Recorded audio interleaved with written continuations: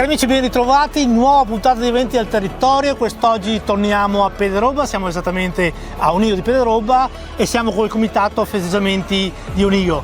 Ai nostri microfoni abbiamo qui con noi Fabrizio Fantin, che è il presidente, e Matteo Menegon, che è un collaboratore che poi ci racconterà alcune chicche dietro le quinte. Fabrizio, ben ritrovato, un piacere averti qui e raccontaci un attimino come si svolge questa festa. Siamo arrivati in agosto, periodo abbastanza caldo, siamo giunti alla, alla nostra festa principale, che per il paese di Onigo, che è la festa di Sant'Elena. È una festa che ormai è, direi, secolare, il paese la aspetta anno per anno. È una festa un po' particolare negli ultimi anni dopo il Covid, perché abbiamo avuto questa decisione di non avere serate danzanti, e quindi è una sagra, diciamo, che fa chiacchierare, perché arrivi, mangi, chiacchieri e sei disturbato dalla musica, quindi puoi tranquillamente stare tranquillo e avere questa convivialità che è diversa rispetto ad altre sagre dove magari devi urlare per parlare e non capisci, ma invece sei tranquillo, beato. Il paese questo lo ha capito e risponde molto bene. Sono oramai 10 anni che l'ultima sera, la nostra ultima serata, che sarà martedì prossimo, in questa serata invitiamo delle associazioni che vengono da fuori regione, e quest'anno sarà un'associazione dell'Emilia Romagna, precisamente è l'associazione Hauser di Brescello, conosciuto soprattutto per i film di Peppone e Don Camillo, e ci daranno due chicche che poi Matteo ci rivelerà, e quindi vi aspettiamo soprattutto martedì, non solo logicamente, ma in tutte le serate da oggi, che è venerdì, fino a martedì della prossima settimana.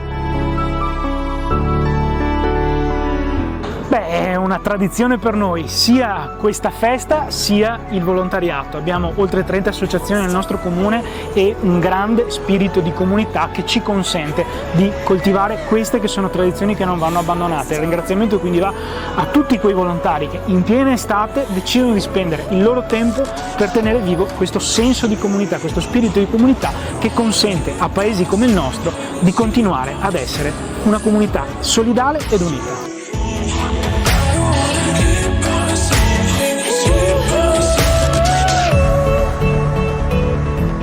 Tu sei un po' il factotum della cucina, quindi raccontaci un attimino quali sono i piatti tipici di questa cucina e poi ci racconterai le chicche che stanno arrivando martedì. Allora, la nostra è una cucina tipicamente da sagra, quindi abbiamo i gnocchi al pomodoro, abbiamo i gnocchi al ragù, la bracciola, la salsiccia, la trippa alla parmigiana, la frittura, la bistecca di cavallo, poi le classicissime patatine fritte, sempre amate. Abbiamo le birre, delle birre classiche, ordinarie, abbiamo delle birre artigianali, poi, come si può vedere forse di dietro, abbiamo una piccola enoteca dove 3 sommelier portano ogni anno dei vini un po' da tutta Italia per accompagnare sia le pietanze della cena, ma anche è molto bello vedere nel post sagra, dopo la cena, la gente che si ferma nell'enoteca proprio come locale, come ritrovo serale. Abbiamo poi un piccolo stand che è per i giovani, dove solo per la birra, dove i ragazzi si ritrovano, punto di ritrovo serale, molto bello, perché tutti i giovani, tantissimi giovani, si ritrovano in questo piccolo stand fino a tarda serata in semplicità.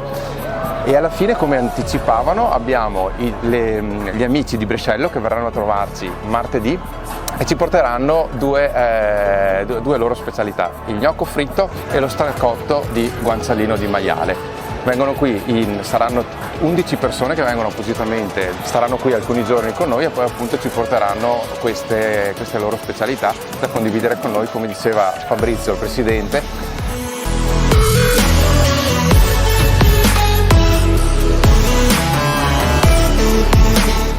Beh, questo è un territorio che, diciamo, si vende da solo, non servono molte parole, basta vederlo in una giornata di sole come questo, basta partecipare a eventi come questo per innamorarsene. Quindi venite a Pederobba, rispettate sempre questo territorio perché merita la vostra visita come merita anche il vostro rispetto. Noi il vice sindaco la ringraziamo nuovamente per il tempo che ci ha dedicato e vi auguriamo una buona serata.